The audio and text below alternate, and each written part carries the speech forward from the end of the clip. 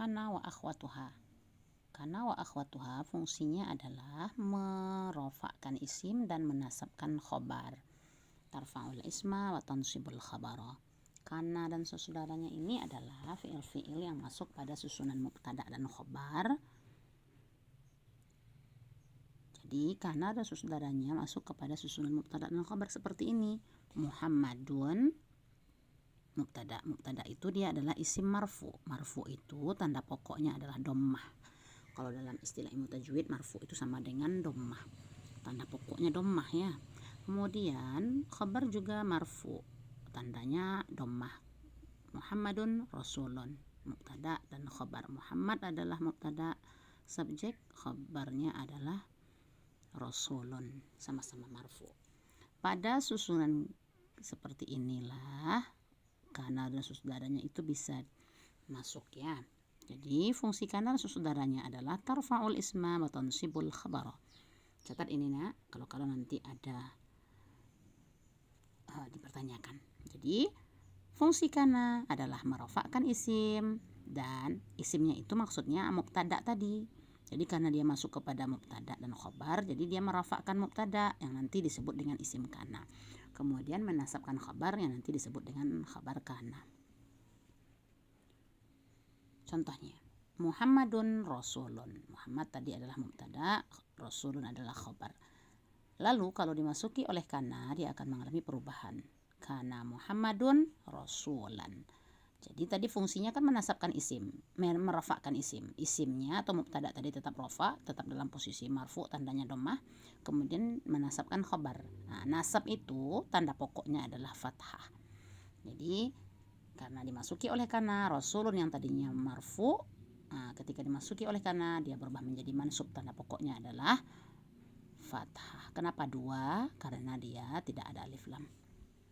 Kemudian contoh kedua, al-baitu kabirun. Rumah itu besar. Kalau diartikan yang pertama ini Muhammad rasulun. Muhammad adalah rasul, seorang rasul. Kana itu bisa artinya adalah, bisa menunjukkan pada waktu masa lampau. Jadi kana Muhammadun rasulan, adalah Muhammad itu seorang rasul.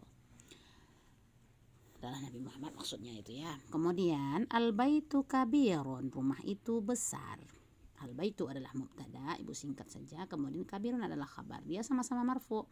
Kenapa al-baitu tanda rofaknya hanya dengan dhammahnya satu saja? Karena dia ada alif lam. Kabirun karena tidak ada alif lam, maka dia dibuat dalam bentuk tanwin.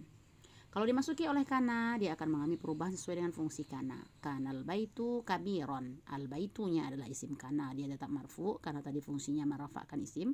Kemudian kabirun, kabarnya berubah menjadi nasab karena nasab itu tanda pokoknya adalah fathah. Kemudian al mudarrisatu qadimatun. Jadi sebelumnya kita ulang lagi. Kanal baitu kabiron. Kana al baitunya adalah isim kana, dia dalam posisi marfu karena fungsi kana merafakkan isim. Kemudian kabiron adalah kabar kana, dia adalah nasab, tanda pokoknya fathah. Contoh ketiga, al mudarrisatu qadimatun. Ini contoh kalau muannas ya. Kalau dia mubtadanya muannas, kabarnya juga harus muannas, sama-sama ada ta marbutoh. Maka kabarnya juga harus ada ta marbutoh. Ketika dimasuki kana, maka dia tidak bisa menjadi kana saja, tapi harus kanat. Karena kana itu adalah fiil.